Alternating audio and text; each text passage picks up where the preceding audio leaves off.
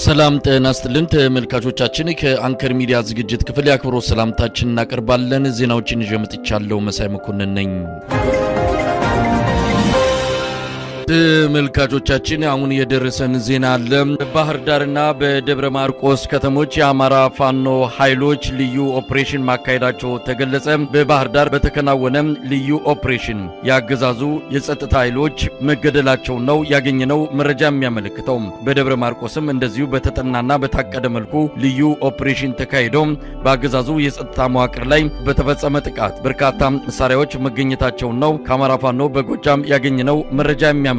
በሌላ በኩል የአማራ ፋኖ ህዝባዊ ድርጅት በተለያዩ ቀጠናዎች የሚያደርጋቸው የሉና ተጋድሎች ተጠናክረው ቀጥለዋል። ዘመቻ መስዋዕትነት በሚል እየተካሄደ ያለው ይኸው የሉና ተጋድሎ በበርካታ ድሎች ታጅቦ እንደቀጠለ ነው ከየቀጠናዎቹ ከደረሱን መረጃዎች ለማወቅ የተቻለው።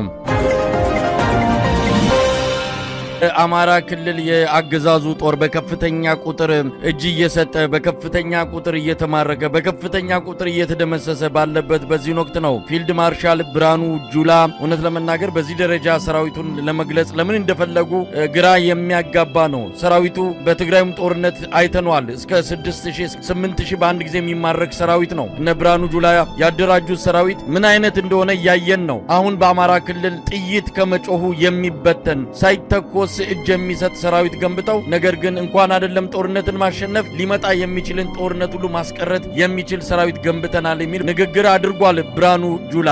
ምን ማለት እንችላለን? የሰራዊቱ ሞራል ለመጠገን በእንደዚህ አይነት ዲስኩርና ፕሮፓጋንዳ የሚደበቅ ሽንፈት አለ ወይ? መሳይ አጠቃላይ የኢትዮጵያ መከላከያ ሰራዊት ስም የማይገባው ቢሆንም ነገር ግን ከመቼውም ጊዜ በላይ ኢትዮጵያ በመከላከያ ሰራዊቷ እጅግ በጣም የተዋረደችበት ያፈረችበት እና የተሸማቀቀችበት ጊዜ ላይ ነው የደረስነው። እንደው ከንጉሱ ጊዜ ጀምሮ ወደ ኮሪያ የዘመተው የኢትዮጵያ አንድ ሻለቃ ጦር በሰሜን ኮሪያ እና በደቡብ ኮሪያ ግጭት ውስጥ የኢትዮጵያ የሄዱ አንድ ሻለቃ ጦር ውጊያ በሚያደርግበት ሰዓት የቆሰለ ወታደራቸውን እንኳን እጅ ሳይሰጡ ራሳቸው ከባድ መስዋዕትነት ከፍለው ኢትዮጵያ በታሪክ በኮሪያ ሰላም በማስከበር በሄደችበት ጊዜ እንኳን አንድም ወታደር ያልተማረከባት የቆሰለ ወታደሮቿን ዋጋ ከፍለው ከሙት መሬት አውጥተው ወደ ሕክምና የሚያመጡ ወታደሮች የነበሩባት ታሪክ እንዲሁም በደርግ ጊዜ ብዙ ጀብዶዎች የፈጸመ የመከላከያ ሰራዊት ኢትዮጵያ አሁን በዚህ በቅርብ ጊዜ በሩዋንዳ በተለያዩ ሀገሮች ሰላም በምታስከብርበት ጊዜ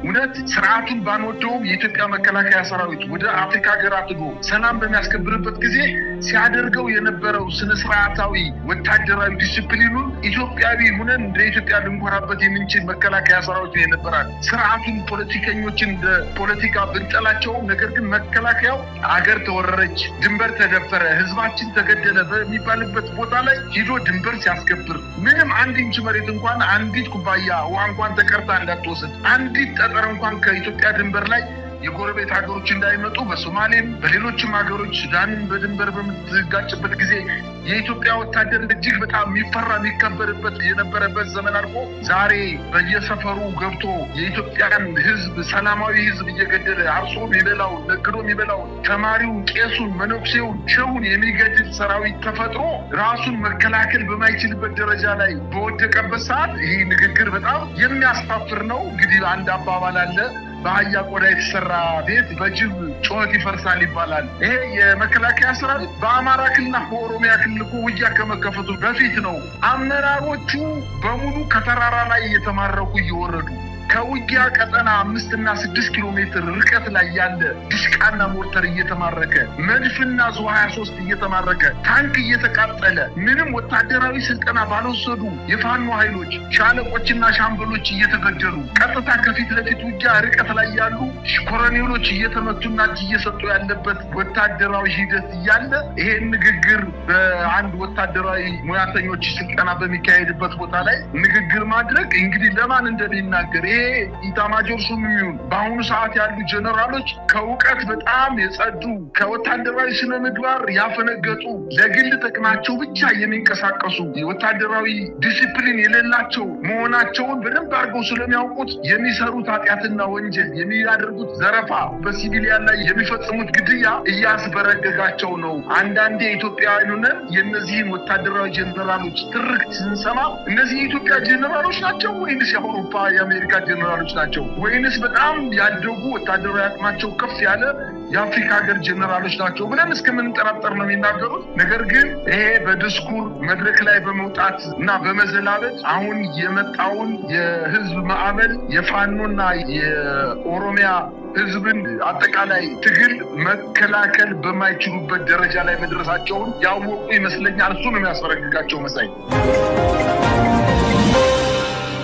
እንደው አርበኛ አስረስ ማረ ዳምጤ እንግዲህ ኢትዮጵያ ውስጥ አሁን ህዝባዊ ቢተኝነት ዳርዳር እያለ ነው። በብዙ አካባቢዎች መምህራን ተቃውሞ ተነስተዋል። ስራ ማቆም አድማን ጨምሮ ወደ አደባባይ በመውጣት ድምጻቸውን እያሰሙ ነው የሚገኙት። በአዲስ አበባ በየጊዜው የሚገደሉ ከባድ መኪና አሽከርካሪዎች እንደዚሁ ግድያ ይብቃ ብለው አዲስ አበባ ሰልፍ መውጣታቸው ከሰሞኑ የተሰማ ነው። አፋር ላይ ጦርነት አንፈልግም የሚል ሰልፍ እየተደረገ ነው። ትግራይ መቀሌም ተመሳሳይ ነው። በሃዲያ በየቦታው የህዝብ ንቅናቄ ጥያቄው ምንም ይሁን ምን እየተነሳ ነው። ሰው በድፍረት ራሱን በቪዲዮ እየቀረጸ ኑሮ ከበደን መውጣትም መግባትም አልቻልንም በሚል አገዛዙ ላይ በምሬት ፍርሃትን ተገላግሎ ከፍርሃት ቆፈን ወጥቶ እንዲህ አይነቱን ድምጽ እያሰማ ነው። ምናልባት አንዳንድ ጊዜ እናንተ የትጥቅ ትግል ከዚህ ከህዝባዊ ቢተኝነቱ ዘግይቶ እንዳይመጣም እንደው ሐሳብ የሚሰጡ ወገኖች አሉ። ሆነም ቀረም ፋኖ ህዝባዊ ቢተኝነትን ማደራጀት ይችላል፣ በሰይፍ ብቻ ሳይሆን በሰልፍም አገዛዙን ማንበርከክ ይችላል የሚልም አስተያየት እየሰጠ ነው። እናንተ የምትመሩት ህዝብ በየከተማው ለህዝባዊ ቢተኝነት እንዲነሳ ከጀርባ እንደናንተ አይነት ታጣቂ ቡድንና አጋርነት ደጀንነት ያለው ህዝባዊ ቢተኝነት ውጤታማ ይሆናል። እንዲሁ መንገድ ላይ ዝም ብሎ ተመቶም የሚቀር አይደለም። ስለዚህ እዚህ ላይ ምንድነው ድካም የሚታይባችሁ? ሰይፉ ላይ በርትታችኋል፣ ሰልፉ ላይ ነው አላሰባችሁበትም ወይ? በጣም ውጤታማ የሆነ ህዝባዊ ቢተኝነት በአማራ ክልል ማቀጣጠል የሚቻልባቸው ድሎች አሉ። ይህን ላይ አላሰባችሁበትም ወይስ ሙሉ ጊዜያችሁን በሰይፉ ላይ ስላደረጋችሁ የሰልፉን ነገር ትታችኋል? እንዳነሳውል ንግግራችን ስንጀምር ይሄን ጉዳይ በእኛ በኩል ከዚህ በፊት በሰላማዊ መንገድ ተሞክሮ ያው አገዛዙ አፈሙዝ በማንሳቱ ምክንያት ተመጣጣኝ ምላሽ ለመስጠት እና አገዛዙን ለማሸነፍ ጠመንጃ አንስተናል። ጠመንጃ ይዘን እየመራን ባለንበት ሁኔታ ውስጥ ሆነን ደግሞ እንዲህ አይነት የሰልፍ እንቅስቃሴዎችን መምራት በብዙ ምክንያት አስቸጋሪ ነው ብለን ነው የምናምነው። ስለዚህ ራሱን የቻለ ንቅናቄ አንድ ወቅት ጀምረ ነው የነበረው የቀኝ የወጣቶች ንቅናቄ የሚባል አደረጃጀት ለመፍጠር ሙከራ ተደርጓል። በእኔ እምነት በግል አስተያየቴ ግን እንዲህ አይነት እንቅስቃሴዎችን ሌሎች የተደራጁ የፖለቲካ ኃይሎች እንደው ለወጉም ቢሆን ብዙ ፓርቲዎች አሉ መግለጫ ሲያወጡ የምናያቸው በምርጫ ቦርድ ተመዝግበናል የሚሉ ነገም ለምርጫ ሊመጡ የሚችሉ ፓርቲዎች አሉ፣ አዳዲስ ፓርቲዎች። እነሱ ይህንን እንቅስቃሴ ቢመሩት ቢያስተባብሩት የተሻለ ውጤት ሊያመጣ ይችላል ብዬ አስባለሁ። ጥያቄም እንደተረዳሁት በብዙ የኢትዮጵያ አካባቢዎች በደቡብም በኦሮሚያ ክልልም በሌላውም በብዙ የኢትዮጵያ አካባቢዎች እንዲህ አይነት ንቅናቄዎች አሉ። ንቅናቄዎቹ እውነት ለመናገር እንደውም ጊዜያቸውን የጠበቁ አይደሉም፣ እጅግ የዘገዩ ናቸው ብዬ ነው በእኔ በኩል ማምነው።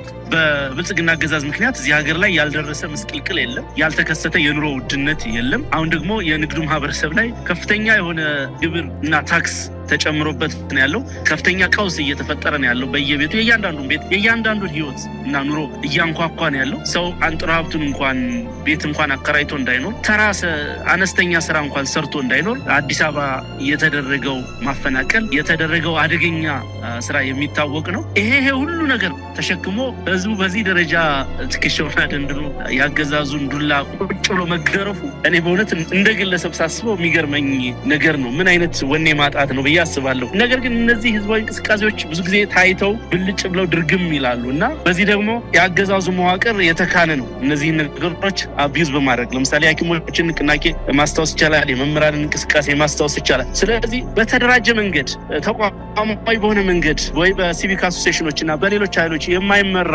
ህዝባዊ ንቅናቄ ውጤት ያመጣል ብዬ በግሌ አላምንም። ሁሉን ነገር ደግሞ በፋኖ ማዕቀፍ ስር መጠርነፍ ትንሽ አስቸጋሪ ነው ብዬም አምናለሁ በግሌ። ይህ ትግል የህልውና ትግል ነው። ይህ ትግል የአማራ ህዝብ ትግል ነው። ከዛም አልፎ የመላው ኢትዮጵያውያን ትግል ነው ብዬ ነው ማምነው። ሁሉም በየድርሻው ሁሉም ጠጠር ሊወረውርበት ድርሻውን ታሪካዊ ኃላፊነቱን ሊወጣበት የሚገባ ትግል እንደመሆኑ መጠን ሁሉን ነገር እኛ ከምንሸከመው እንደየነባራዊ ሁኔታው እንደየአመችነቱ እንደየአካባቢው ተጨባጭ ሁኔታ ነገሮች መታየት አለባቸው ብዬ አስባለሁ። እኔ ለምሳሌ ብጠቅስልህ ከዚህ በኋላ ባህር ዳር ላይ የባህር ዳርን ወጣት ሰላማዊ ሰልፍ አድርግ ብለህ ብትጠራው መጀመሪያ ክላሽ መታጠቅ ነው የሚያስቀድመው። አይቶታል። ጠይቆታል። በጣም ደጋግሞ አገዛዙን በዚህ መንገድ ጠይቋል። በዛ መንገድ ሲጠይቅ የተሰጠው ምላሽ የሚታወቅ ነው። ለዛም ነው ዛሬ በባህር ዳር ዙሪያ ያሉ ብርጌዶቻችን ያኔ ባነር ይዘው ያኔ ጥያቄ አንስተው አደባባዩን ያጥለቀለቁ ወጣቶች ናቸው ዛሬ ብሬን ስናይፐር ድሽቃ ታጥቀው ሞርተር ታጥቀው አገዛዙን እየተፋለሙ ያሉት።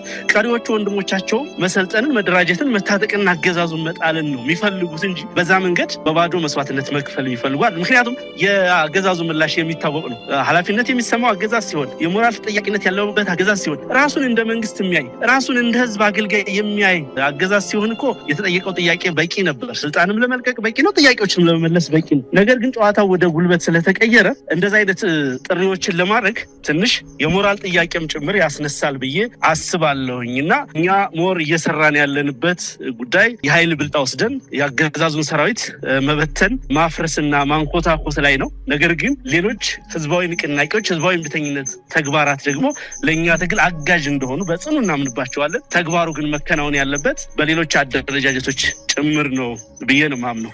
በጣም አመሰግናለሁ አርበኛ አስረስ ማረዳምጤ። እንግዲህ ሰሞኑን የብልጽግና የመከላከያ የክብር አባላት መከላከያን አትንኩት፣ መከላከያን የነካ ኢትዮጵያን የነካ ነው፣ በመከላከያና በአይናችን ቀልድ የለም አይነት ሰፊ ዘመቻ ጀምረዋል። ይሄ ዘመቻ የመጣው በፊት የነበራቸው ቅስቀሳና ትርክት አብይ አህመድ ለኢትዮጵያ የተሰጠ ጸጋ ነው፣ እሱን አትንኩት የሚል ነበረ። ያ ብዙም ያስኬዳቸው አይመስልም። አሁን ጫውታውን ቀየሩና ዜማውን ቀይረው ዜማውን ለው ውጠው መከላከያን አትንኩት አይነት ነገር ነው። እንግዲህ መከላከያን አትንኩት በውስጡ ያለው መልእክት አብይን አትንኩት፣ ብርሃኑ ጁላን አትንኩት እንደሆነ ግልጽ በሆነ መልኩ የሚታወቅ ጉዳይ ነው። ሰሞኑን አብይ አህመድ እነዚህን የብልጽግና የሚዲያ ሚሊሻዎችን ሰብስቦ ነበረ። ተበልጣቸዋል ነው፣ በጽንፈኛ ሚዲያዎች በጽንፈኛ የሶሻል ሚዲያ አርበኞች ተበልጣቸዋል። ስለዚህ ከፍተኛ በጀት ተመድቦ ጠንካራ ስራ መስራት ይገባቸዋል የሚል ትዕዛዝ እንደሰጠ ማንኛውም አይነት እንቅስቃሴ በተደራጀ ሁኔታ እንዲካሄድ